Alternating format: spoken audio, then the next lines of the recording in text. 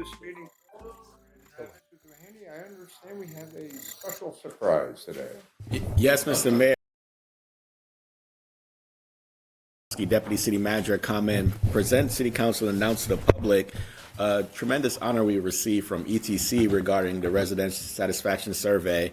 And Monica's going to let Council know about the award we received and also just the meaning of it and where it places Virginia Beach as it relates to our peers in the nation. Thank you, Manager. Mr. Mayor, Vice Mayor, members of Council, we got this award last week. It came into the mail, and we're really excited. Just to give you some background on why it's so exciting, oftentimes in statistics, they call it the bell-shaped curve, and they talk about how you usually hear from folks on either extreme, really happy or really sad. So with the resident survey being random sampled, it gets you what they call that silent majority on the bell-shaped curve. Remember, the survey is statistically significant, so that's social science research standard quality data. Also important, it's demographically representative across key demographics, race, gender, age, and also geographically representative. So we got to hear from folks across all of your districts across the entire city. There's really two firms who are really major in this space. ETC is one of them.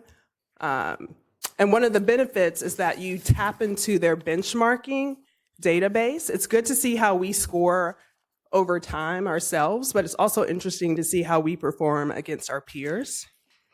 So ETC has this award called Leading the Way, and essentially it's a composite score across three indicators: overall quality of services, the quality of customer service provided to them, and satisfaction that people feel as though they get for the value of their tax dollars and their fees. And you can see how we compare to the other folks. In order to get this award, you had to have at least 192 composite score. We had 195, so we squeaked in, but we're still in there. The average rating is 114. So it's just a tremendous honor. And in the letter that they sent us last week, in addition to these three composite scores, they listed the areas in which it's small font, because there's so many of them, where we scored 20 points or higher. And it ranges from parks and rec to libraries, to our schools, to our bulky item pickup. And I mean, there's other services where we rank higher, maybe 5 points higher or 4 points higher, but these are 15 areas where we score 20 percentage points higher than other large cities. So we are in the top 10% of large cities, and they mailed us this beautiful award. It's called Leading the Way. And it's 11 pounds, yeah. And the 11 pounds represent the 11 cities that did the initial survey when they started decades ago. I think when I was like a little girl, they started doing these surveys. So we wanted to present it to you all, just like the letter that they sent. They work in communities across the country. And to be able to create this type of culture that really trickles down from the top to the bottom of where we really excel in being excellent in delivering services to the community really starts with your stewardship, your support, and your leadership. So, Mr. Mayor, members of council, wanted to present you with the Leading the Way Award.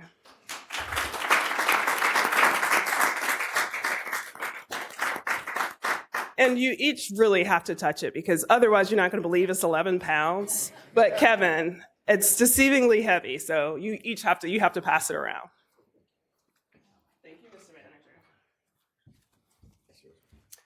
That's my box. Okay. Thank you.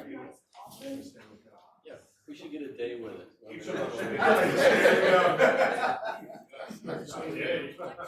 Yeah. Let me say, this is an honor bestowed on every member of this council, everybody that works for the city of Virginia Beach, the 11,000 volunteers that we have working, and all of the organizations that do so much to help, that give their time, talent, and treasure. For now, we'll just put it on my desk right next to the tail hook that the Navy gave us. Best place to live ever says on it. But once again, this is a tribute to the city of Virginia Beach.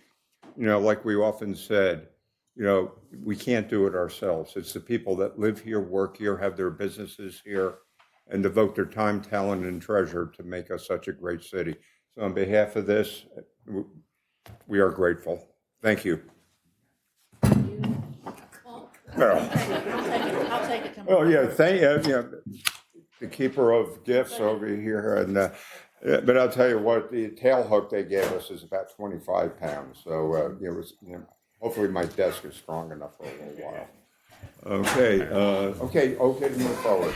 All right, so Mr. Mayor, members of council, we're at that time. We're at the part of the budget process where the city manager and the budget director presents the proposed budget for you all to consider for the next 60 days, where you all work together, listen to the public, and deliberate amongst yourselves to create a city council's adopted budget.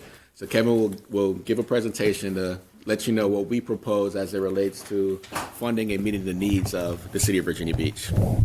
Hey, welcome, Kevin. Thank you very much, Mayor, Vice Mayor, members of council. As the city manager just introduced, it is budget time. It's that time of year again, but in reality, as city council is well aware, budgeting is really, truly in Virginia Beach a year-round process.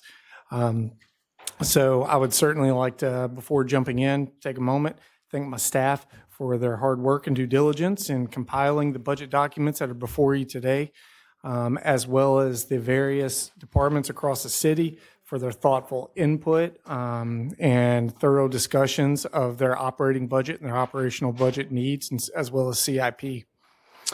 So jumping in to the operating budget, here's the first slide here for opening discussion of the operating budget is a kind of high-level takeaway looking at expenditures, positions, and revenues, and really kind of more bulleted talking points, right?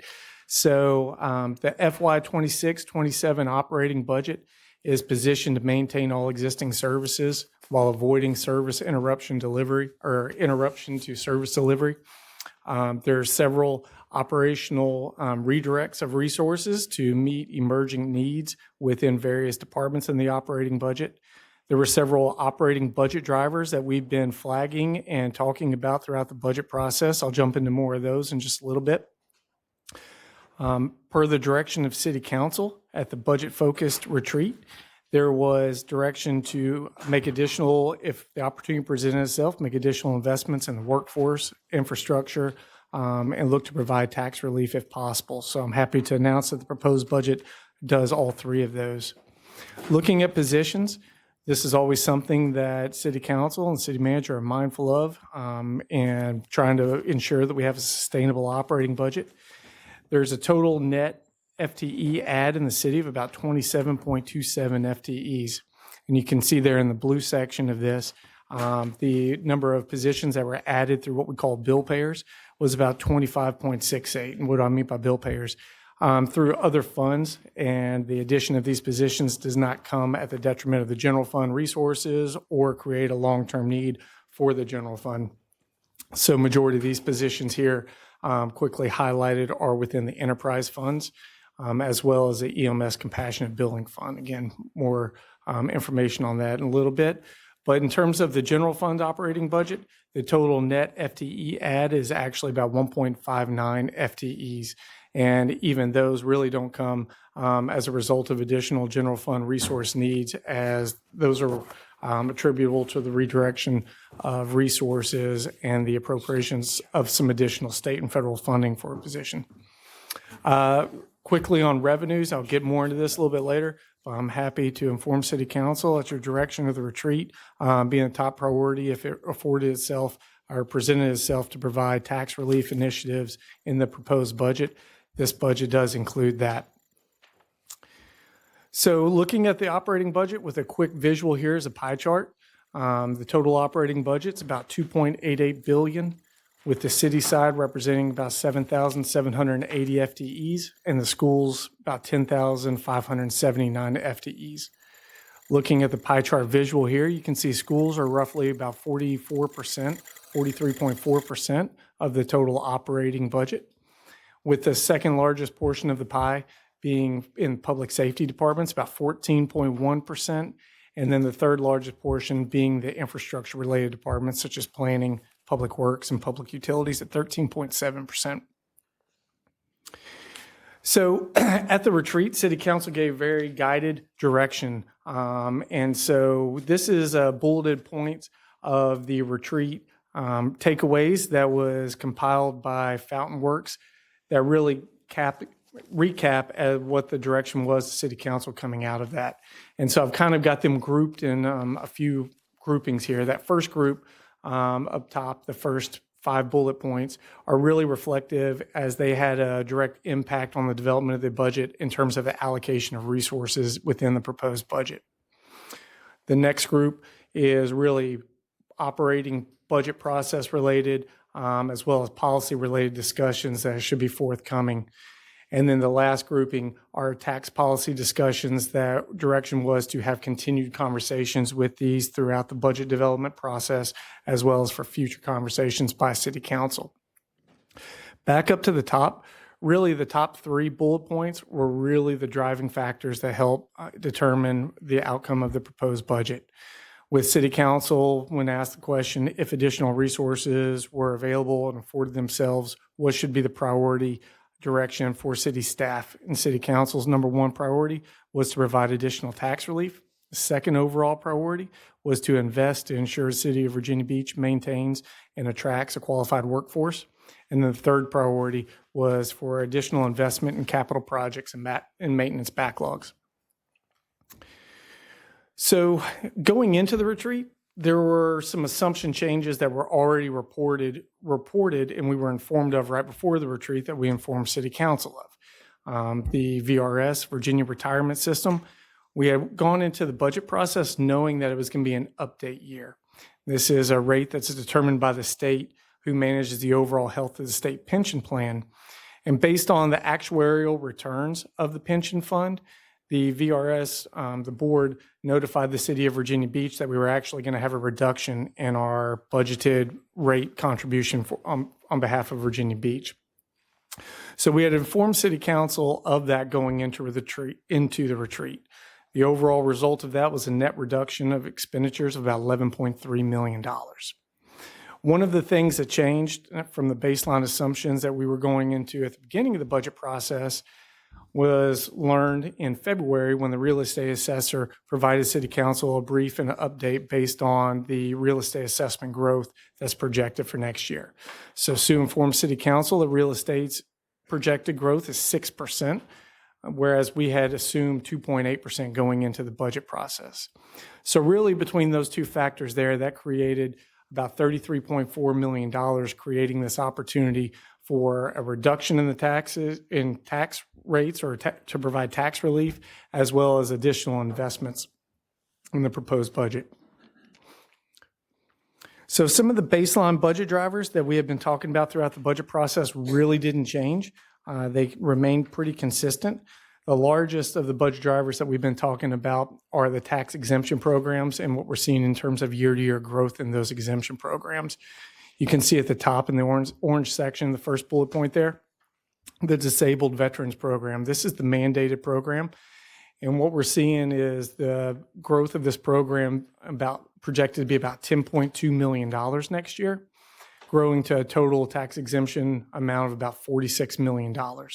So the large contributing factor to growth in this program really is overall enrollment, not just the assessment growth, but we're seeing about 23% of participation enrollment each year in this tax exemption program.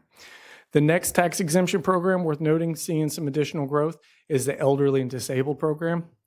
This is the local option tax relief program that City Council's had in place for many years.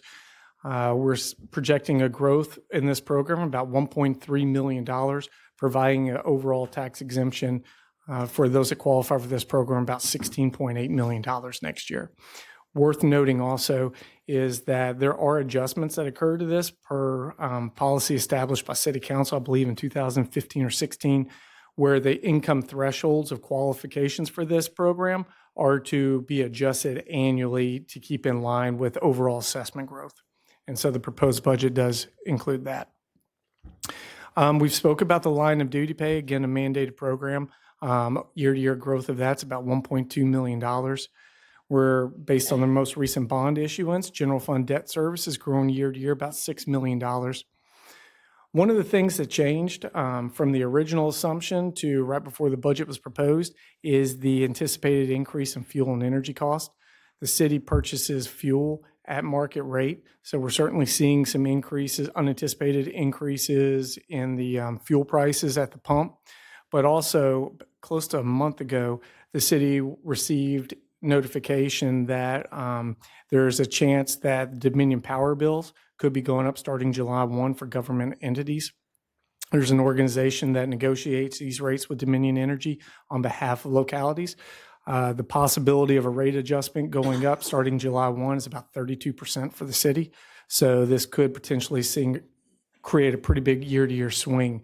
And so we position the budget to try to account for that. Health insurance, I know it's typically referred to as a compensation benefit whenever you're developing the operating budget.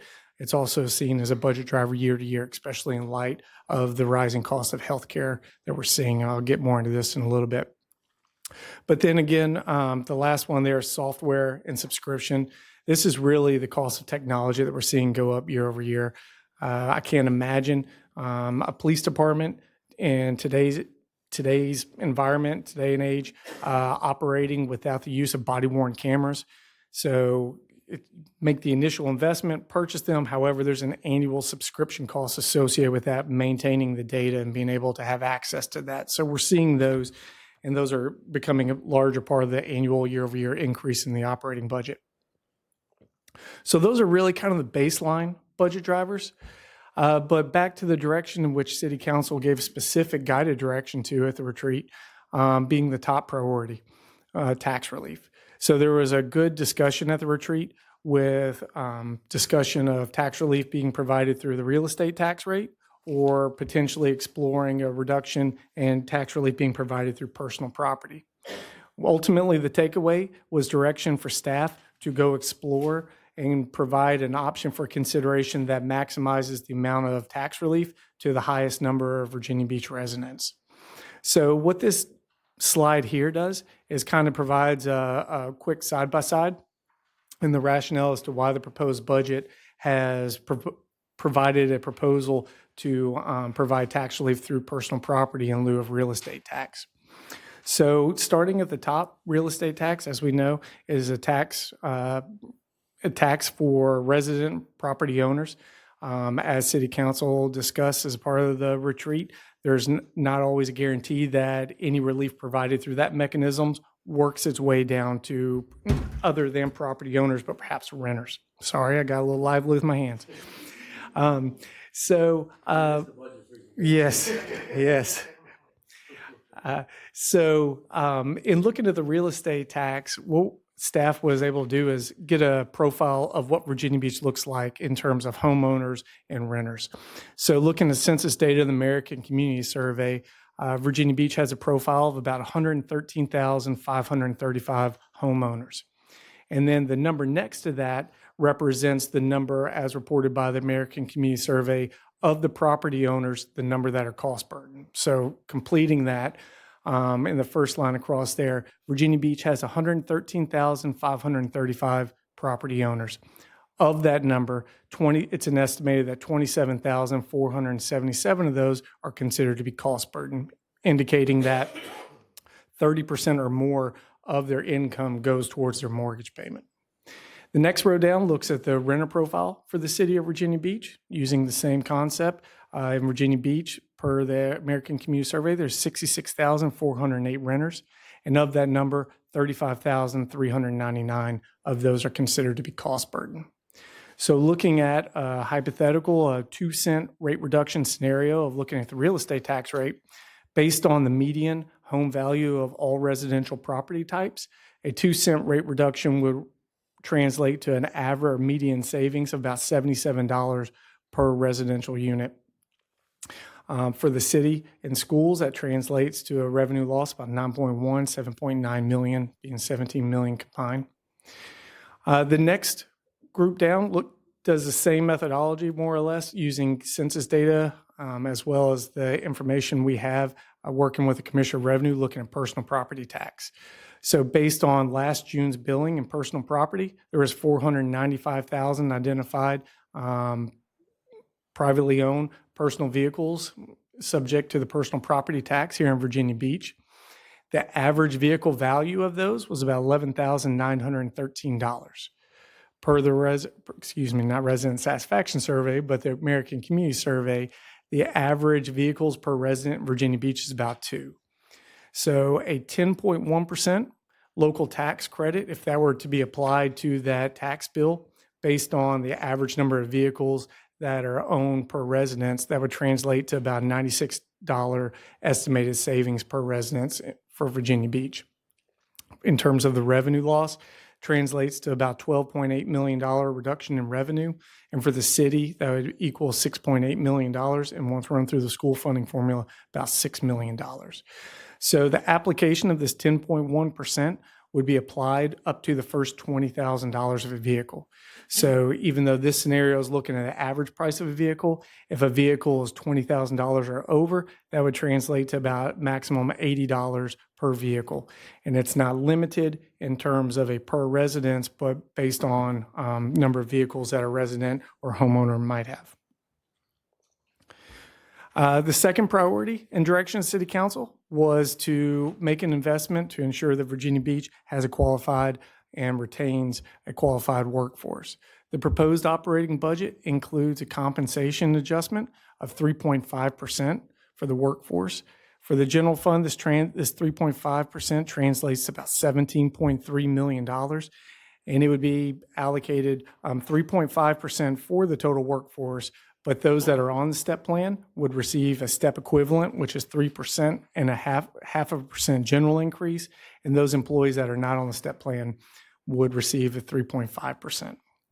City Council might recall that in the current year, there was an implementation or a partial implementation of a market salary survey adjustment. It's about a year ago that discussions were occurring regarding the findings of a market salary survey that found Virginia Beach workforce, about 48% of the workforce was under what the market value of comparable positions were. Due to funding constraints and limitations, City Council made it a priority to implement a portion of it. However, they weren't able to implement all of it.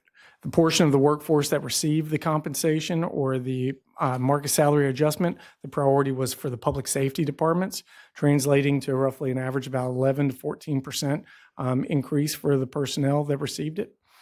The remainder of the workforce only had the general increase.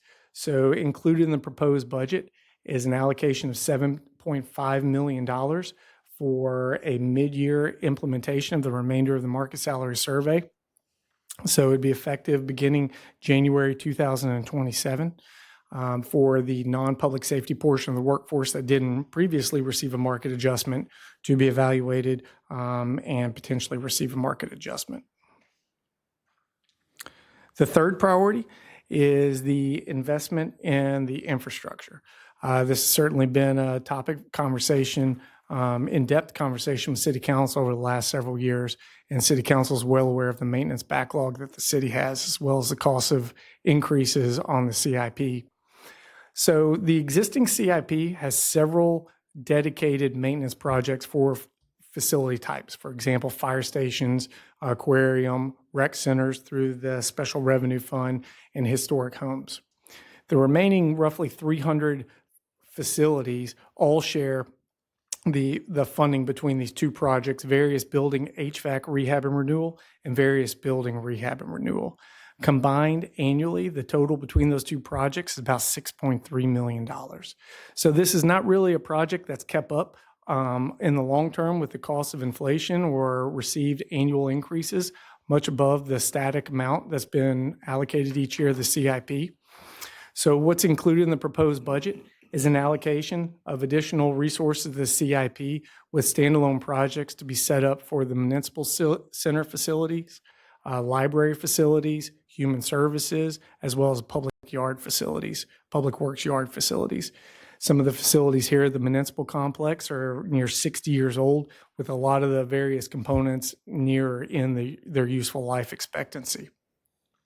To give context as to how much the actual true maintenance and repair needs of the facilities are in relation to this project, one elevator today costs roughly about $1 million to replace, and one roof replacement costs about $1 million. So you can see that for 300 facilities, the $6.3 million doesn't go very far. And what we've been finding is that we're more in a reactive instead of a proactive strategy of doing these maintenance as funding allows. And so the hope is with these projects, we can get more in the proactive state. Quickly, before jumping into another high-level discussion on health insurance, I want to take a second and talk about the school's proposed operating budget and what's included in the city managers, as schools is roughly, almost half or 40-something% of the total operating budget. So the timeline of the school's operating budget is that the superintendent estimated needs, or the CON, comes out in February. The school board then deliberates that. They have a hearing on it, and then they're actually looking to either make amendments to that or adopt that as is today or tonight. But we don't have that information, so what's included in the proposed budget is the information from the CON. So similar to the city, the schools in their operational expenditures have allocated resources to address some of their baseline operational needs and increases, grant matches, supplies, maintenance needs. These schools, like the city, are seeing the same increased costs in health insurance, as we have a shared plan offering the same the same healthcare offerings to school employees as city employees. The schools as well are looking to increase their employer contribution year over year about 15%. In terms of compensation, the superintendent estimate of needs includes an average of 5.2% compensation adjustment increases for teachers or individuals on the unified pay scale. For the non-teaching staff or non-instructional, about 4.2% on average. And based on preliminary conversations, even though it wasn't specifically outlined in the superintendent estimate of needs, there has been discussion of exploring increases in the employee contributions to the healthcare premiums as well. This was part of the direction and the consideration policy discussion the city council deemed that they would like to have further discussions on, in trying to find a way to ensure that both city employees and school employees maintain parity in terms of health insurance premiums. In terms of overall positions, the schools have included a proposed net reduction of 52.75 FTEs. This is largely attributable to the termination or the ending of grant funding and the grant period associated with those. So if you go in and look at the school's operating budget, last year they received a grant for some security positions, and then the grant funding for those ended. And then if you go look up in the school's equivalent of their operating fund, you could find that those security positions have now been funded within their operational needs. So there's a lot of shuffling going on in terms of the personnel. In looking at overall revenues for the schools, baseline revenue growth for schools is estimated to be $33.9 million. This is a combination of revenue that the city provides them through the school funding formula, combined with the contributions that they're receiving from the state. Year over year, schools are estimated to receive, based on the governor's proposed budget, about $18 or $19 million in additional funding. The amount yet to be determined is the final number that will be provided by the state. Again, the number represents what is in the proposed budget. Right now, we're in this limbo period in the General Assembly where we have crossover. But if you look at both the House bill and the Senate bill, both of them do have additional funding programs that are specifically allocated out for Virginia Beach. Where it'll end up, I don't know, but the range amount is somewhere between $8 to $23 million. So looking back at health insurance, it's not unique to the city or Virginia Beach City Schools that health insurance costs are going up. Working with Mercer, the city and schools health insurance consultant, the projected growth of health insurance is anticipated to be about 8% in the near term, potentially growing to 10% in the future years, which is certainly higher than the level of inflation that we've been seeing. In previous years, we've not had to increase or request that employees provide an additional increase in their employee premiums, but they've actually remained flat since 2019. The fund's been in a good position. The city's a self-funded insurance plan, meaning that what we don't execute within a year falls to fund balance. And we've been maintaining a healthy fund balance. One of the things we're seeing over the last couple of years based on health cost increases is there's actually been a gradual drawdown on that fund balance. So to ensure the overall health of the fund and long-term sustainability of the fund, within the proposed budget is a proposal for increased employer contribution amount of 15% and employee contribution increase of 10%. So last time we made this adjustment, there was a lot of questions from the workforce in terms of what does this translate to, because 10% seems more than the compensation level that we're getting of 3%. So here's a quick table trying to work through some of the math, and we'll be sure to work with HR in getting the information properly communicated to answer the questions of the workforce. So in this hypothetical scenario situation, an employee receives a 3.5% general increase and elects not to change their health selection, with the premiums going up 10%. So in current year, FY26, the employee makes $60,000. 3.5% increase in FY27, the employee would now make $2,100 more, $6,201. $62,100, sorry. That translates to an average increase per pay period of about $81 roughly. So the 10% increase from FY26 to FY27 over the course of the year translates to about $126 more that the employee would be paying for health insurance, or that translates to about $527 per pay period that the health insurance is withheld. So it would certainly result in an overall net increase and not erode so much of the compensation increase. Trying to provide a somewhat more granular look at the departments and some of the additions and modifications and changes to department operating budgets. I've tried creating these slides that group these. So this one here is a public safety slide talking about several public safety initiatives in the departments. Just so happens that Monica Krosky was sharing with City Council and presenting to City Council the award that their city received for the resident satisfaction survey. This is actually something that we use pretty often in the budget development and having conversations in terms of programs, services that might need additional resources to try to identify why some of the resident satisfaction scores might not be keeping line with what we think they ought to be or should be. And so it can be a good indication sometimes of where perhaps some strategic investments should be made in terms of resource allocation. Some notable public safety redirects or initiatives underway in the proposed budget. Within the police department, the proposed budget includes a reclassification of 6 vacant police officer positions to establish those positions as conservators of the peace. So this will allow police officers to be relieved of the duty of providing individuals perhaps with mental health issues or have needs that require a little extra hand-holding and attention to these individuals, allowing the police officer to return to work in the beat or the patrol operations and duties. So out next to that, it says 6 FTEs, and you'll notice reclass. That's an indication that those didn't necessarily come as net plus-ups to the city, but they were a redirect, and in this case, they were redirect from within police department's existing resource allocations. The Parks and Recreation Department. I know it's unique that they're here on this public safety. That's typically talking about police, fire, and EMS. However, the proposed budget includes an additional plus up to the Parks and Rec Department, redirecting vacancies from elsewhere for the purpose of establishing a park ranger program. You can see, even though up towards the top, that the Virginia Beach residents have a feeling of good feeling and sense of safety in city parks and leads the Atlantic region national average.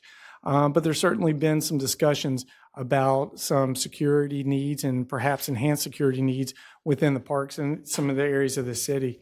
And so standing up this program within Parks and Rec is an initiative underway and begin to take route within the FY27 proposed operating budget. So those 3 FTEs will be the establishment of a park ranger manager and perhaps 2 deputies to get a sense and right size of what the overall operational need of that is.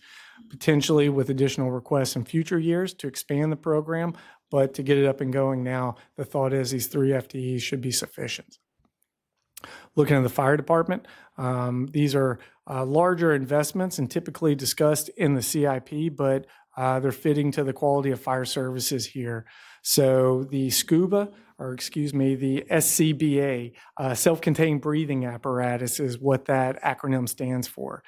So this is the mask and the respirator system that fire department uses to keep carcinogens and clean oxygen, and really a necessity and a requirement to do the job. Whenever it comes time to replace those, it's a hefty investment where you need to do a comprehensive replacement schedule of those. So $10 million is being allocated in the CIP for the replacement of those to begin year 1.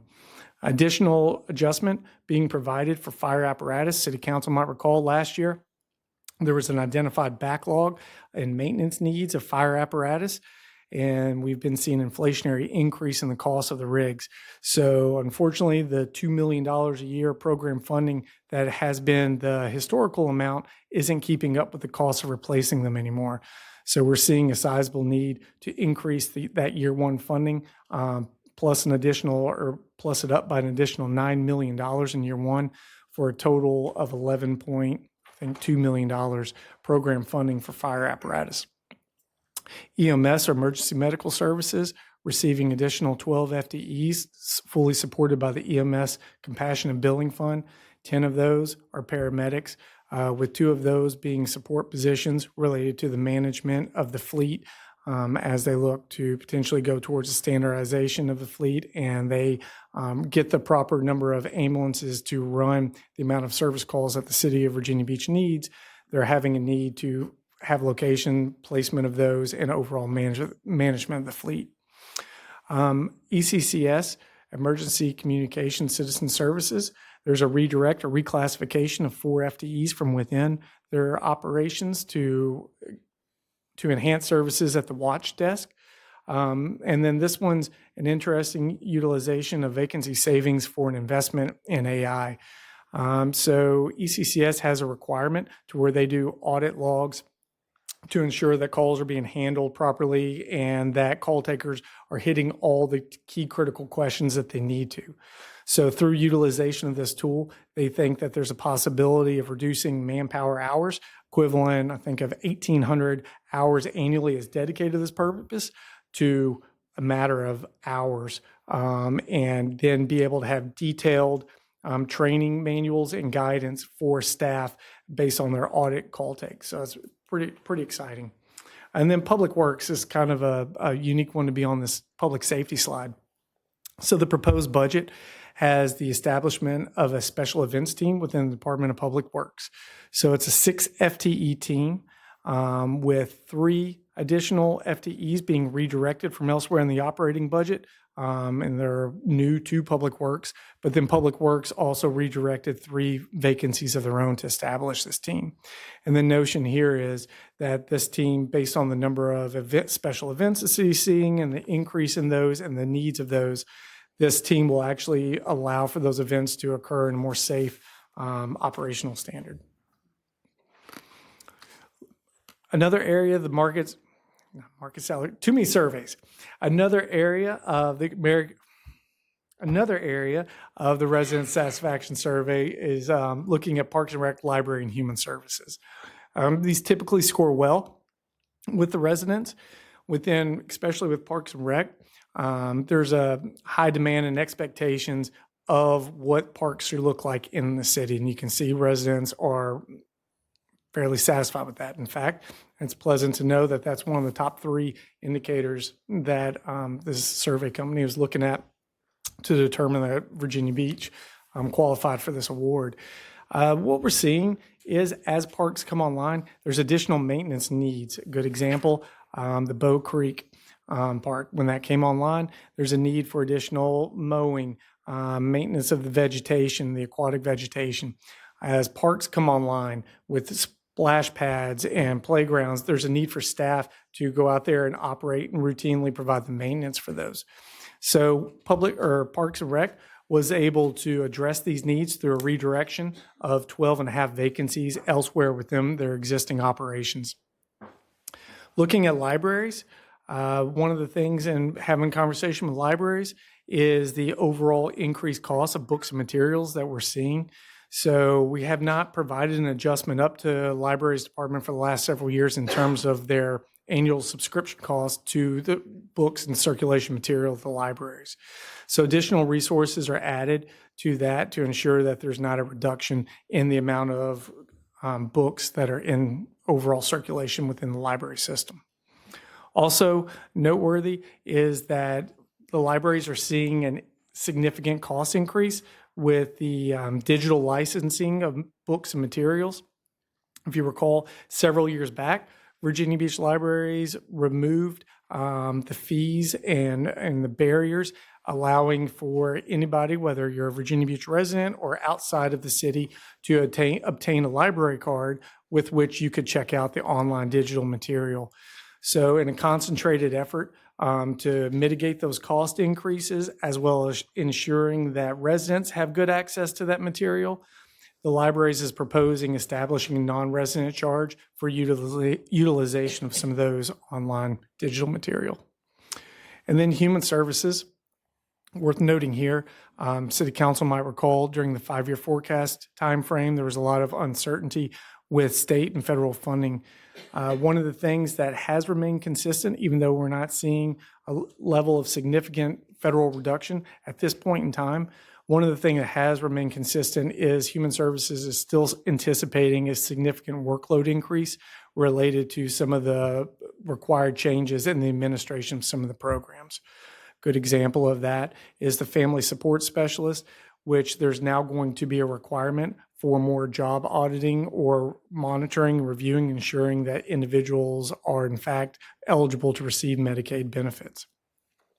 For the benefit program assistance, City Council might recall there was conversation about the possibility of a reduction occurring at a future point in time should the state not reduce its overall error rate, even though it's not something that the City of Virginia Beach can be held solely responsible for. Virginia Beach can do its part in trying to help and ensure the overall state reported error rate is actually reduced. So these positions are anticipated to do that within Human Services, help that by converting contracted manpower dollars to these FTEs. Another area of some investment within the proposed operating budget is within the area of development services and code enforcement. Within the planning department, allocation of resources to begin working on updating the city zoning ordinance, which has not been updated, my understanding, since 1988. Within the housing department, investment in some technology to begin exploring the utilization of a pilot project or a pilot program to where cameras could perhaps be used to allow for a more accurate, timely code enforcement inspection of areas of the city, or perhaps allowing the housing department to at least explore some complaints remotely, as opposed to spending the time having to drive over to the residence to check it out. Also worth noting is the realignment of resources. So based on conversations with the housing department, it was determined that some typically what would be considered core local government operational costs related to code enforcement were being charged and allocated to some community block grants. So the operating budget proposes a realignment of this, separating that, bringing those positions back and cleaning up and helping establish clear parameters of federal programs versus local programs.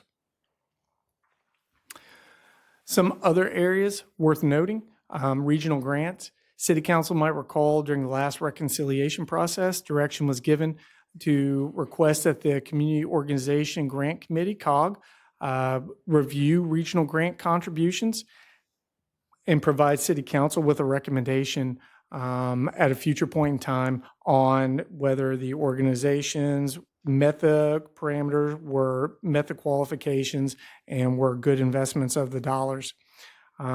So where we're at this point in time in that review process is the COG committee has met, they have begun their evaluation, and they're very close to making that recommendation. So since the recommendation was not ready for City Council's digestion, where we're at in the process is the funds for regional grants have been established in a reserve, and we will be waiting City Council's policy discussion and direction before allocating out from that reserve in terms of whether City Council wants to invest in the manner in which the COG's recommendation is, or if City Council would like to invest otherwise. Quickly, worth noting also are investments within the in beach events. Allocation from the TIP fund is proposed to be utilized to reinvest in the holiday light programming, looking to move the holiday light event from the boardwalk to the aquarium. So this investment will be purchase of additional lights, as well as the transition of that and communication of that event being moved. So the concept behind this is this will reduce the wear and tear and stress being placed on the concrete at the boardwalk, hopefully extending the life of that before adding to additional costly maintenance needs of the that the vehicles place on the boardwalk itself. As always, within the operating budget, we have reflected the requested but not funded. Even though we had an opportunity to make some strategic investments, it never fails. There's always more requests and more needs than what resources will allow us to get to. So the total amount of requested but not funded list is about $22.1 million, and the additional FTEs that weren't funded was 123 FTEs. Quickly looking at the CIP, here's a pie chart visual of the CIP. Total 6-year CIP, including the appropriations to date, is about $5.3 billion. You can see the visual here from the pie chart that the largest portion of the CIP or Capital Improvement Program is related to stormwater and flood protection. That certainly has not changed. The next largest portion of the CIP or sections of the CIP are related to roadways at 18% and schools at 18%. A one-page slide with some talking points regarding the CIP. Just as a reminder, it's a 6-year CIP. However, only the first year of the CIP are appropriated funds. So the proposed CIP includes $409.8 million to be appropriated as part of year one of the CIP. Notable 10 new projects were added to the CIP, 5 newly reflected projects that are now fully funded. And I'm happy to report for the first time in 3 years, there's no new projects that have been added to the delayed or project to be deferred list. And also happy to report that projects that were previously reported as fully funded in the CIP have remained funded in the proposed FY27 through 32 CIP. Public Works does a fantastic job, and as well as the other CIP section managers, and trying to secure state and federal funding. So over the course of the CIP, there's an additional $35.8 million that was increased or programmed out. And also mindful of the overall debt metrics that the city has and the future bond needs of the city, the proposed CIP preserves about $156 million of future charter bond capacity. Talking about some sections of the CIP, the Parks and Rec CIP section has a lot of things going on in it. This CIP section not only maintains the existing Parks and Rec facilities, maintains citywide trails, as well as park and amenities, pickleball courts, tennis courts, and overall park replacement and modernization needs. So something exciting to report following up from the retreat where City Council was presented with the recreational modernization plan. The proposed budget does include an additional $42 million to fully fund the construction needs of the Great Neck Rec Center, with construction anticipated to begin sometime between FY27 and FY28. So the design for the Princess Anne and Bayside, which are the next two oldest after the Great Neck Rec Center, is also programmed about $4.5 million within the CIP. Something that's probably more so exciting to me than others is seeing a full circle occur. Back in the 1980s, whenever bond referendums were going out for the construction of these facilities, that's when the tax rate was increased accordingly to pay for the debt service. With the long-term financing plan being that whenever the debt's paid off, the dedication will stay in place, ultimately acting as a bill payer for the later modernization and recapitalization needs of those facilities. So it's pretty exciting to see that going full circle. Additional investment per direction from City Council as part of the last reconciliation process was to explore restroom facilities at the Lynn Haven Marina. So the proposed budget includes about $250,000 for that to establish those permanent restroom facilities there, which is a smaller number than I believe was last being communicated and explored as a part of this request. In terms of economic development, that CIP section includes some notable investments, one being additional funding to the resort parking project of about $25 million, as there's been and continues to be a increased demand for parking needs within the resort area. The dome site maintenance project, so the economic development project funded the construction of it, but there is going to be a need to maintain the new facility. There's a sustainable plan in place in which the development authority receives an amount of the ticketed revenue to which they are to use for long-term recapitalization and maintenance needs of the facility. However, until that point in time and where that builds up and accumulates sufficient funds, the purpose of this project is to provide some initial seed money should the need arise before the VBDA has the means to be able to do so. And that's reflected in the building section of the CIP. The Pembroke Square public parking. So City Council, as a part of the redevelopment agreement in Pembroke, a part of the overall agreement and financing plan of that is for a SSD to be established. The proposed budget includes recommendation in the ordinance to begin establishing that, and we will intend on running the public hearing ads necessary to establish that SSD boundary to not only provide funding for a portion of the bonds associated with the project, but also for the long-term maintenance and operations of the facility. Worth noting is at the direction of City Council to revisit and revise the Atlantic Avenue Street Improvement Project.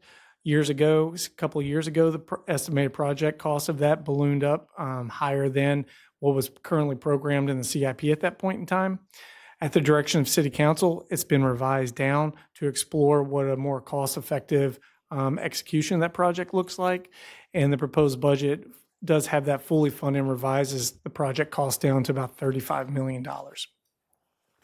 And then last thing to touch on here in terms of economic development, and it's certainly not a new topic of conversation, but it's certainly an issue where significant resources are being allocated towards it within the proposed budget. So the Town Center Garage Maintenance Project, there's been an identified need for elevator replacements within the Town Center garages. Typically, these would be supported and provided through the Town Center SSD. However, as City Council knows, the SSDs has not been on a sustainable path. And so in lieu of raising taxes in the SSD rate over the last couple of years, City Council's been taking incremental steps of freeing up capacity with the Town Center TIF fund to support these maintenance needs. The most recent step City Council did was actually modifying the Town Center TIF ordinance to allow for such maintenance needs as is being described here with the elevator replacement in the garages. Total program amount in the CIP is about $7.3 million. Roadways, quickly, it's always a topic of conversation. Even though there's a lot to talk about, this will be one of the sections in which I'm sure City Council would like to see a briefing on, talking about the roadway sections. Just a couple of the projects worth noting that are now reflected as fully funded is the Lookout Road Sidewalk Project and the Woodstock Road Sidewalk Project. The full funding on those, construction of those sidewalks, is made available through revenue associated with the speed enforcement cameras. And then also worth highlighting is the Holland Road Phase 1 project, now being fully funded with the additional $11.9 million added. I made note earlier about the infrastructure needs within the city. So in the building section, there's several proposed adjustments to the various CIP projects. A notable one within the courthouse reinvestment project, $20.2 million is being programmed and added year one. So the intent of this is the utilization of the major project fund as the bill payer within the existing project that was previously approved by City Council. But the need in the near term is for elevator replacement as well as some ADA accessible courtrooms. The goal and the intent would be building out these additional courtroom spaces that could ultimately be used as swing space down the road as overall modernization efforts are occurring within the courthouse. Another project worth highlighting that was mentioned at the retreat is a new project called the Aquarium Modernization Project. Proposed for funding in year one of that project is $3 million.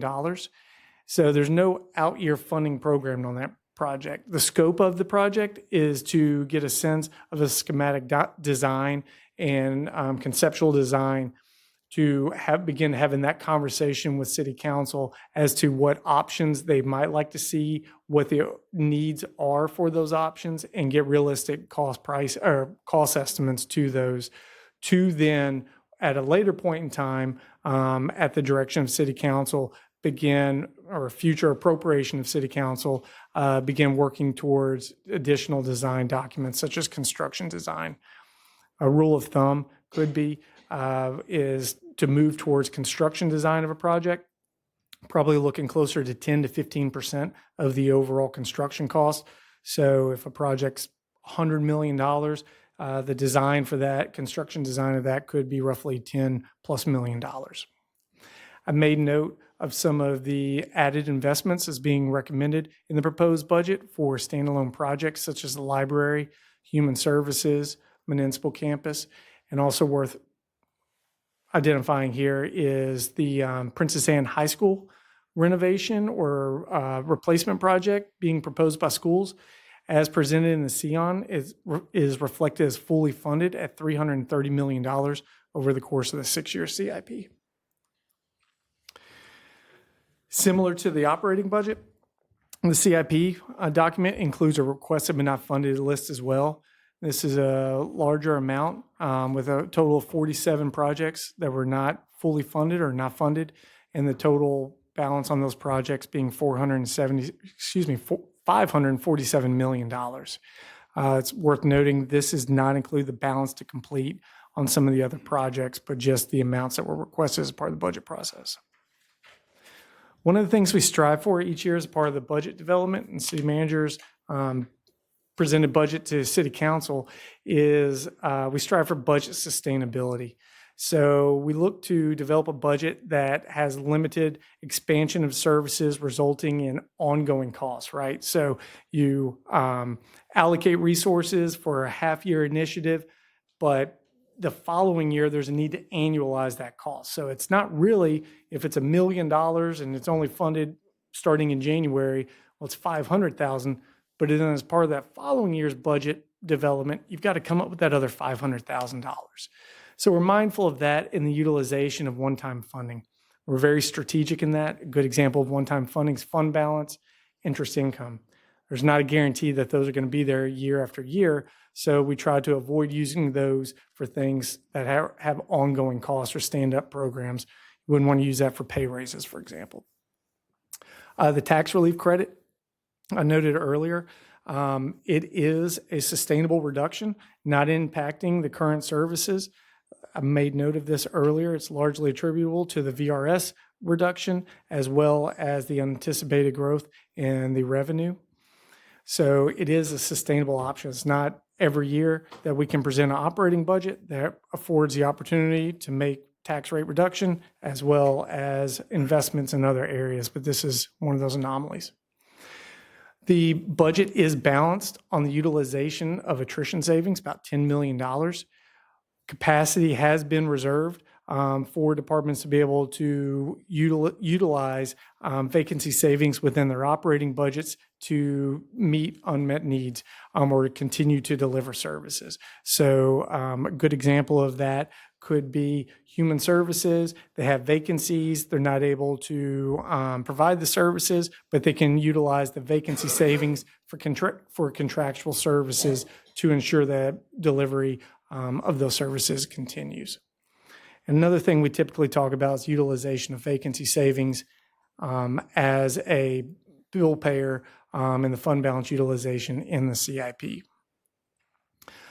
Here's a slide trying to give a sense of utilization and that flexibility afforded departments in the annual operations or management of their department budget.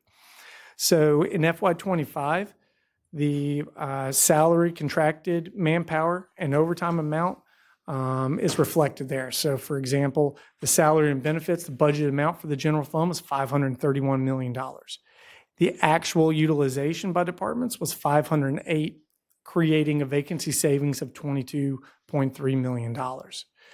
So the other thing that departments were able to utilize those vacancy savings for were the execution or the need and allocate those towards contracted manpower and overtime.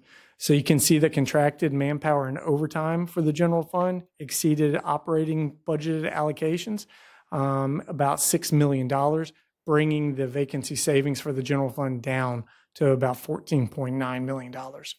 If you look at this over time, this is actually a shrinking number in terms of the annual vacancy savings that's being realized by the general fund.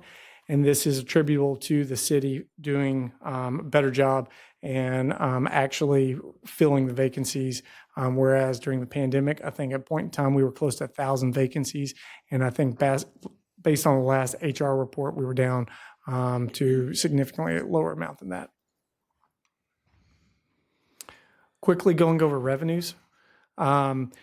City Council might recall part of the PISC recommendation was to explore programs and services provided by the city that receive a sizable general tax subsidy of operation of those programs. So as a part of the overall operating budget process, we were able to take into account some of those recommendations. Some of the departments listed here were able to increase their department-specific revenue, reducing their need for general fund tax subsidy. The number mentioned up there in the blue is all the departments listed there increased their department-specific revenue by about $6.2 million year over year, resulting in a lower requirement of general fund tax dollars to support their operating budget. Not all of these did occur through tax or fee increases. Some of them did occur just through the organic growth of the revenue themselves. Over on the right-hand side of the green, these are some notable adjustments that occurred to operating budgets, baseline expenditures. A good example here is economic development reduced their operating budget by a little over $275,000, I believe, in terms of trying to find efficiencies, tighten the belt to accommodate and acknowledge the need to be more efficient. This table here provides a highlight of various fee proposals that are included in the operating budget to be amended or adjusted. A full comprehensive list of this is included in the executive summary document.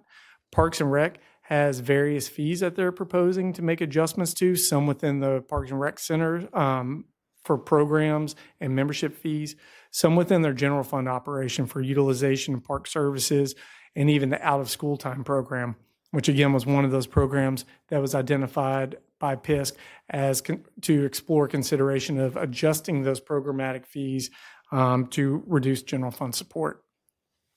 Within the library department, I made note of the non-resident digital access fee that varies between $10 to $35 depending on the app.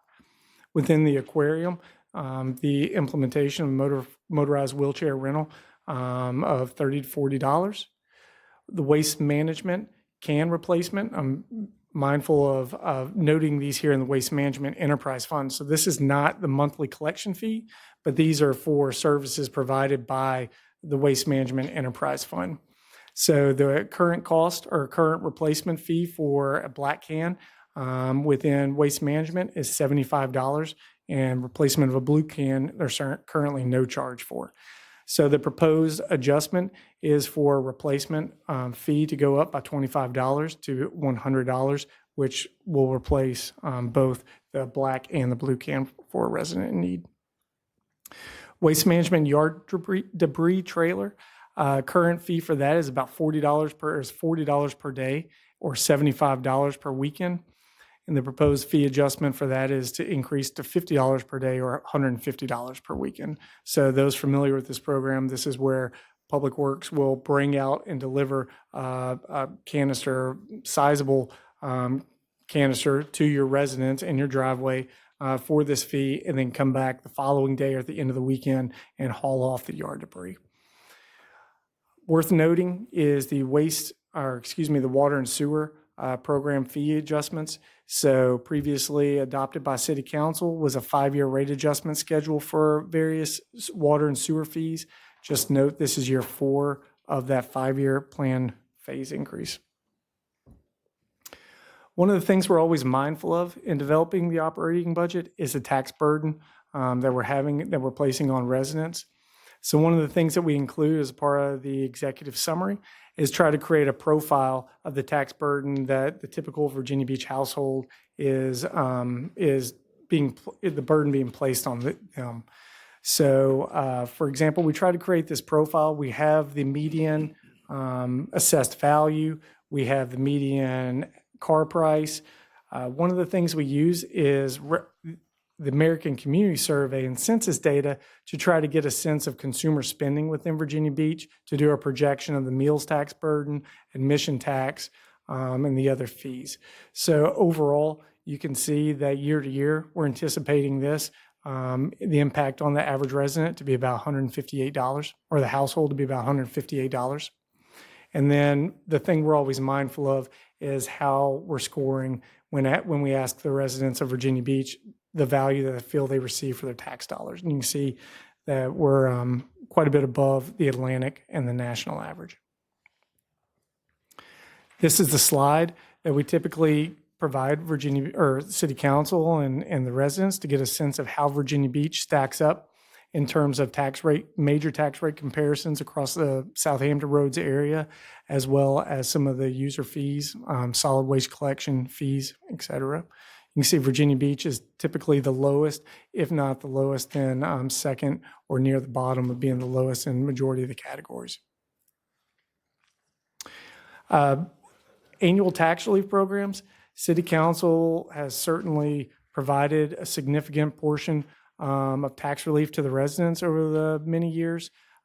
Reflected here are 2 in bold to be added to the list if approved by City Council. The Elderly and Disabled Tax Relief Program is noted as we made modifications to those income thresholds, ensuring people don't get pushed out of lose ineligibility or become ineligible for enrollment within the program. And then the 10.1% local tax relief credit being proposed in terms of personal property. This visual takes a little bit of time to work through, so I'm going to try to go through it quickly. I've provided City Council in the past, and so what I'll try to do is just work quickly the first row left to right. So back in FY 2021, the total real estate tax rate was 101.75 pennies. 3.48 were dedicated to Parks and Rec, 0.9 to the ARP, 0.47 to the Outdoor Initiative, 2.5 to stormwater operation, with the remaining amount being allocated to support general fund operations with the 94.4 cents.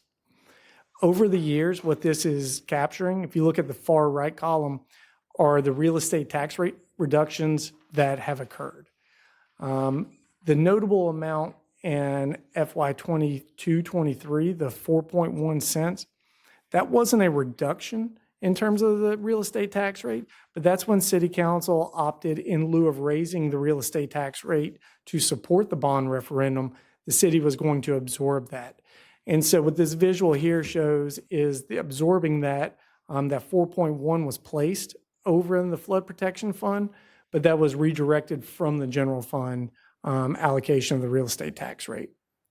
And then as you go down, you'll see that overall, The general fund portion of the real estate tax rate has gone down by about 8.85 cents since FY 2021. So this is certainly a credit to City Council in terms of their commitment and dedication of reducing real estate tax rate and providing relief to the residents. One of the discussion points that came about out of the retreat was direction for staff to explore capacity within dedications for consideration of future to be determined identified needs. More specifically, at the retreat, I think this topic of conversation came about whenever there was discussion of the ITA. Not necessarily whether it's to be developed for commercial or recreational activities, but there will likely be a need either way for infrastructure needs. So one of the takeaways from the retreat, City Council, was to begin having this conversation and keep indication and conversation about in terms of the dedication that could have capacity for potential redirection. So just following up, two of the dedications that were noted at the retreat were the open space as well as the agricultural reserve program. Just as a quick reminder, the purpose of the open space is for the preservation of land for recreational amenities. The existing obligations of the fund, there's a debt service payment that's anticipated to end in FY27, and program staff within the dedication administering the program is about 6.08 FTEs. The current dedication is 0.17% of the meals tax rate, which is generating about $3.25 million a year. And the existing fund balance is $12.5 million, which does not include the existing funds available balance in the CIP project. So the direction on this one, it's a policy discussion and decision by City Council. In terms of future obligations, it's coming to a point in time where there's not a legal obligation or requirement. And so this is really a policy discussion of City Council as to how they would like to move forward.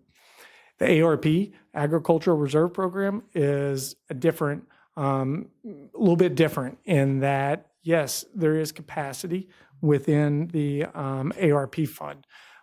So the purpose of this is to promote and encourage preservation of farmland. The existing fund balance within the program is about $26.6 million. The real estate tax dedication to it's 0.6 cents, generating about $5.1 million a year. But there are obligations to be mindful of in looking at this dedication. Interest payments will be required for the participants actively enrolled in the program all the way through FY 4950. There's a commitment, a policy commitment, to ensure that $990,000 is transferred from the ARP to the stormwater for maintenance purposes, ditch cleaning in the southern part of the city until FY 45. And currently programmed in that dedication is about 1.6 FTEs in terms of staff. So for context, as it is now, this modeling and looking at it, we assume 300 acres a year. That's an average that is assumed, but there's no policy governing that, right? So based on the existing enrollment in the program, the fund as it is sustainable right now to allow the enrollment of up to 300 acres a year all the way through FY50. Should City Council want to explore redirecting some of the funds through and make a policy shift, an option for consideration could be to place a limit on the number of acres that could be enrolled each year. That would certainly reduce the potential risk of additional funds being needed through this dedication.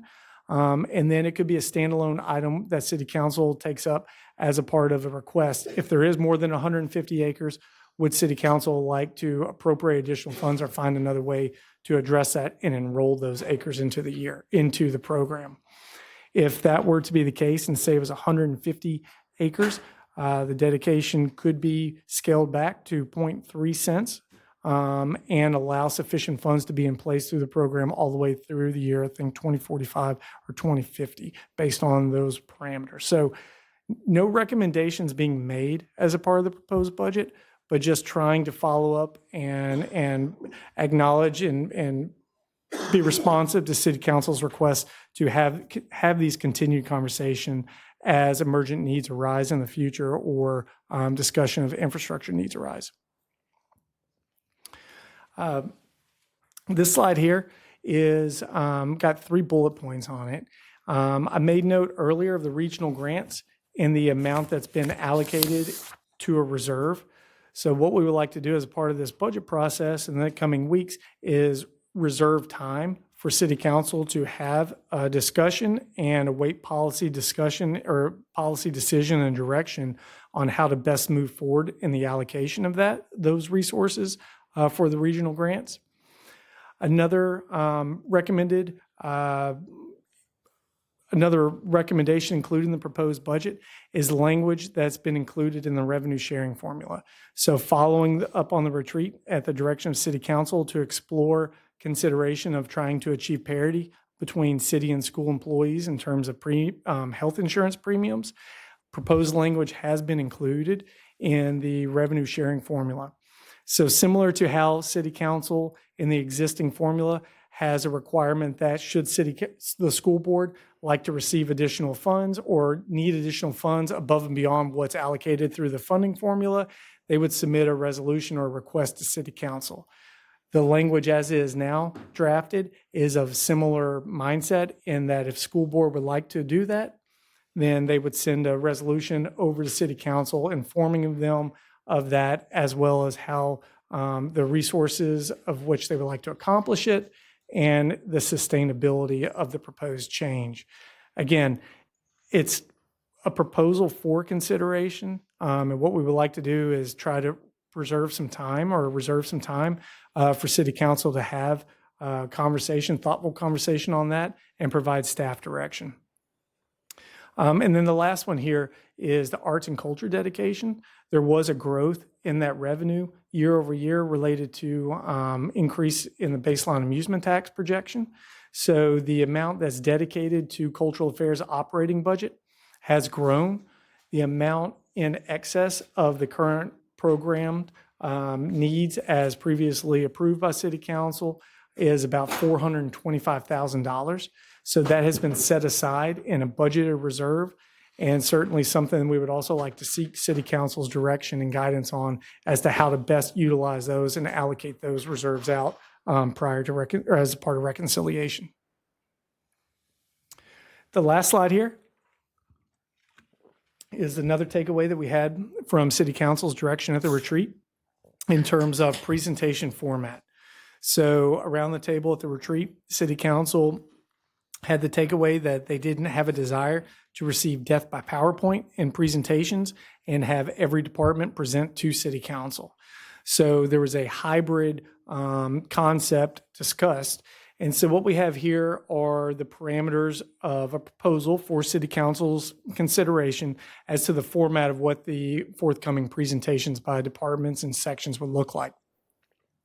So the model here as presented is that written executive summaries, as opposed to PowerPoints, would be provided to City Council the week before the topic of discussion. Each workshop would be themed to the best extent possible, right? So slated right now for week 1 budget workshops would be space for City Council to have roundtable discussion on public safety departments, what they see in the packets and the pre-read material or the executive summaries. The public safety departments will have representatives here that, if requested by City Council, can come up, answer questions, have discussions and conversations. We would also like to use that opportunity at the end to have a discussion on the regional grants proposal, as we should have the recommendations by COG at that point. Week 2, have a high-level discussion of compensation and benefits. Perhaps budget and management services and HR would be tag team that, and then have more focused conversation, roundtable discussion by City Council and the Department of Housing, Human Services, and schools, the schools, we would like to request that they have the traditional presentation format, as there's a lot of information in schools that should city council like to do a deep dive on or have a question, it would be better for schools to be able to answer that and provide that information, as they have a better sense of that, as opposed to me relaying questions and then providing it back to council. Week 3, infrastructure, related to the CIP infrastructure, and then the revenue sharing formula. I mentioned on the previous slide, we would be waiting policy discussion by city in direction by city council as the best proceed for that and potentially amending that policy. And then week 4 would be the economic development, CIP, CVB, Parks, Rec, and Cultural Affairs. Again, the conversation would be around executive summaries being provided to council, with council having a roundtable discussion. Staff will be here to be able to answer questions should city council request it, but the concept is not to necessarily give a formal presentation by any one of the departments.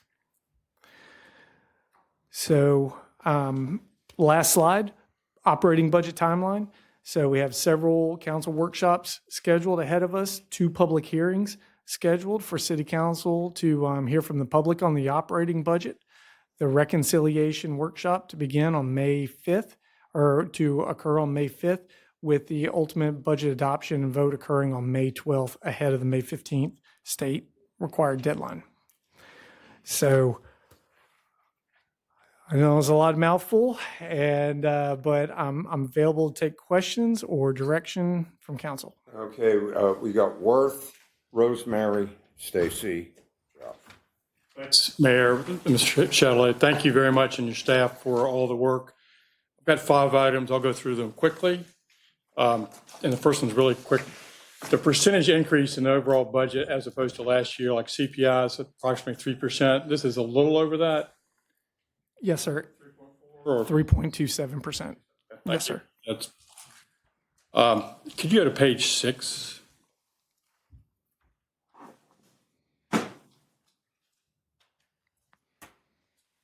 The $6 million increase in debt service. A couple of weeks ago, we were presented with a bond referendum oversight update, and we're spending about $50 million now. Is that an approximate estimate on the bond referendum storm program? Is that about, we were spending maybe 30 and now we're spending 50 million? Is that about right? In terms of out the door, real execution? We've spent a lot of time engineering and planning, and now we're doing engineering, planning, and construction. So the price, because we're about the 5th year out of the 10 years. With the mega bundle contract underway, yes, and we anticipate that to ramp up even more so in the near term. So it's fair to say some of that fund increase of $6 million with debt service is related to that. No, No, sir. The flood protection program is managed, and the debt associated with that is managed within an entirely separate special debt fund. And so the dedication goes there and supports that, and that pays the debt service. This debt service here is truly attributable to general fund, roadways, facilities, things of that nature that are general government. and that's about what we usually average every year. Historically, yes, sir. We have been in a situation where we haven't been routinely issuing bonds. But if you go back over time, this is closer to what we were more in line and accustomed to seeing in terms of yearly issuances. Okay. Thank you. Page 10, just a quick question about teacher salaries. Is it a fair statement to say that the 5.2%, that's our portion? Is your state going to add on to that? So just seeing the budget briefing, it's higher than 5.2%? I think that's the entirety. Okay. As reported by the CON. So that includes the local contribution the schools will be making, as well as whenever I was looking at the state budget, I believe they have a planned 2% allocation, but that would be inclusive of the state funding. Okay. Thank you. Just the last question, page 32. I spoke about this at the retreat, and it's just gnaws on me or eats on me, no pun intended, the restaurant, the meals tax. It's 6% here. Yes, it's the same. You've heard me say this before. I'm going to say it again, because when you add in the state 6%, that's a 12% tax on each and every meal, also purchased in grocery stores. And so I just think the 12% continues to be higher than what we should be taxing on one particular item. And I get it. It's some of it's the half cent from last year is for special projects, and it's nice to see that fund balance growing. I know folks here, I'm not preaching to the choir here, but I just got to state it, that I just feel like the meals tax as compared to other metro regions and cities across the country, especially the Northeast, New York, San Francisco, it's higher than there. So I just make that plea, and I'll be quiet. Yeah, but the other those cities you mentioned also have significantly higher tax rates. Period. Yeah, I agree. Yes, city income tax. Yeah. Okay, Rosemary. Kevin, again, you have done an absolutely masterful job of Thank you, taking, Vice Mayor. anybody has seen our documents, they're like this thick, of the budget. And I know you had to talk for a while. You probably need a really good glass of water. Yes, I spilled a little bit of it, but I saved some. But taking it and making it very concise and really pretty easy to understand considering how complicated it is. And you just do it incredibly well. Thank you. I did want to just also say that I think on this tax relief for the personal property, that it's the council's intent, and y'all tell me if I'm wrong, but I don't think so. We want this to make this credit for at least 2 years while we have the VRS, the savings that we get from the VRS. Make sure that everybody knows that this tax credit is not just going to be for this next budget, but also for the budget afterwards. Yes, ma'am. The language that's in the ordinance is establishing the 10.1% tax credit.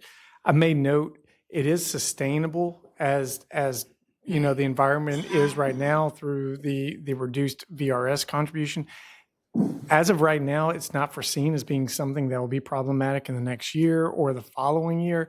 But things certainly change. We would seek City Council's direction at the right time to remove that if ever there was a desire by City Council. So City Council it'll stay in place until City Council gives us that direction or consideration to explore something else. Thank you. Yes, ma'am. Okay, let me see. Stacy, Josh, and Hutch, and Cash, and Jennifer. Everybody. Michael. Barbara. And folks, you know, if we can try to be succinct. Thank you very much for that presentation. It was well presented. So make a few notes. One, I think that, and correct me if my math is wrong, because I'm trying to do my head, but the overall budget increase of 3.2% is in line with what our inflation rate is. It's less than what we're looking to give to the average employee in the city of 3.5%. That's not including the teachers at 5.2 and the 4.2 for the non-instructional education. So I feel that that's all good. Given that, I think that, and also given the ongoing challenges, the items that we're hit with that we don't control, the increase in the insurance and the health insurance, and so the increase in some of the other items that we can't control at all that are much greater than this 3.2%. I think you've done a very good job in putting together a budget that reflects reality. At the retreat, when we talked about the number one priority, and it was brought up that tax relief for our citizens was the number one item. At the retreat, I brought up that I believe that the tax relief should come in the form of the real estate rate. I was advocating for a 2-cent reduction in the rate, and didn't get much consensus on that. So I don't know that anybody's lost any sleep over the last couple of months on that. But I do want to commend the council, commend you on this, on the personal property tax. On average, will yield a higher savings than the 2-cent real estate tax reduction. So I do want to commend everybody for sticking to that. And while I'm not willing to acquiesce totally, I can live with that thing. And also, I want to commend you on taking to heart and implementing some of the suggestions that were brought forward by the Process Improvement Steering Committee. They did a yeoman's job. They worked hard. They really took it seriously and brought forward some really good suggestions. And I'm glad that they were implemented and shown in this. And overall, I think that it's a budget that certainly I can live with, and I can defend this budget to anyone. I think it's just a fantastic job. Thank you. Okay, and then folks, we got to be more succinct. Hutch, Josh, Cash, Jennifer. Okay, first off, thanks. Then second is, just because it was at the top of my list, the property tax versus the real estate. We're helping 180,000 citizens. I think it's just good work, instead of 113. Both good ideas, but this way we get it. 2 years is we're all in agreement on. I think it's very positive. Infrastructure, very important for down here. We talked about this before. They need an infusion. We got 60-year-old buildings. I went through that. I won't do it again, but it's good that we're making that happen. The schools, we give them 46 point whatever. 47. Yep, and then they get money from where else? The General Assembly of the state. So and the federal government. two pots or three? They probably got some private funding coming in as well from grants. So I'm just saying so when we get hit about what we're doing for the schools, they do have more than one funding source, and they're large, right? Mm-hmm. Yeah. Okay. Not that I don't love helping and doing all we can, but we got a lot of stuff to pay for, as the vice mayor said. Regional grants and all that. I look forward to that discussion. I'll have more to say then, but with the COG and everything else and what we're appropriating, I'm going to want to ask about that. The dedications, I've already said. There's a couple things there. I don't understand why we keep waiting. Let's just take the number or have the discussion to take it down to the acreage that you say is what's needed, and then we could use that for other funds in this time. And then the last thing I want to say is on the I call it the portfolios with the category we were doing the budgets. I had thought I had said that, or what I thought was needed is if a couple of them, or y'all choose however you want to do it, to have a presentation. I don't mean an hour. I'm talking about a couple of slides, something to generate so that we see particularly what their key programs or their issues or something like that for a couple of them. Not saying all of them. I would trust for y'all to work that out, but that would be important to me. And then lastly is the public safety one, specifically from like the police chief about Lita and how that's going and what he sees there. And then from the fire chief, I just got word that Norfolk has said they are going to a fourth shift. So we are going to have to talk about it. We can either be reactive or we can be proactive. And if the fire chief's going to be presenting, why not let him have a few minutes to talk about it so that we all get on the same page? Because I've been hearing from lots of us that there's different thoughts on it. Have him do a few minute presentation and let it go from there, would be what I would ask. So. Okay, and once again, we're going to have plenty of ample time over the next couple of weeks to be talking about this stuff. So if we can. Yes, sir. Please. I promise to be succinct. I want to say thank you, Kevin, and your staff. Love what I saw on infrastructure reinvestment. I'm going to get an earful from my wife on the PISC recommendations with the after-school fees for kids and the yard waste containers, but happy to go explain that at home, and those are justified. Way to go on the Park Ranger program. Really happy to see that being kicked off. And I wanted to just say a personal thank you, because I know that there have been several of us around the table for the last 3 years have been asking, as long as we're talking about tax relief, to provide tax relief to as many people and to those people that need it the most, including our renters, our single parents, our young people trying to find housing and workforce. And the personal property tax will hit more people The real estate tax relief hits, sure, that's a lion's share of what the how we fund our city government, yes. But these are also out-of-state real estate property owners. These are out-of-state companies. Josh, it's the same. So I want to let you know that I'm really proud of that work. So thank you very much. And Okay, Cash and Jennifer. I just want to say thank you for a wonderful presentation. Grateful for the tax relief. The CIP, this is a statement on the CIP for roadways, making sure that Centerville Turnpike Phase 2 has been fully funded. Even though it's not on the document, I just wanted to make the public well aware of that. Thank you. Done. Thank you, Jennifer.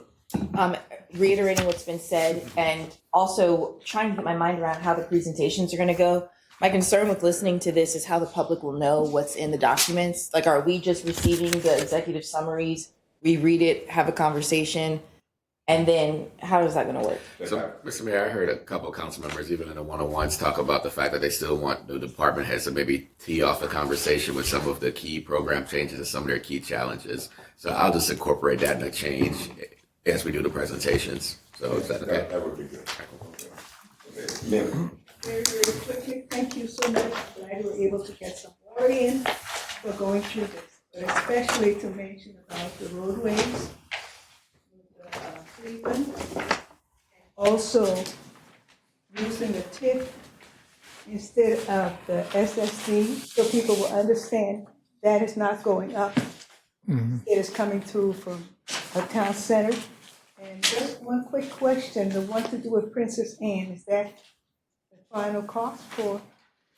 The schools are currently going through an RFP process, so this is the Okay. budgeted amount. They'll know more about the final cost as they go through that procurement process. But right now, they're fully funding it at $330 million, and hopefully the budget stays with, hopefully the bids come in within that budget. Okay, finally, thank you to do with Okay. the personal property. Okay, at this point, do I have your permission that we can skip council comments and things for another time? Okay, Chair will entertain a motion to recess into a closed session, exemptions of open meeting section by 2.23711A Code of Virginia, amended for the following purposes. Don't go to Discussion, closed consent. session, if you're just adjourn, if you're not talking about appointments, you're just adjourn. We'll talk basically about it. Okay, I'll tell you what, at this point, let's just go ahead and adjourn, okay? Okay, thank you all for coming.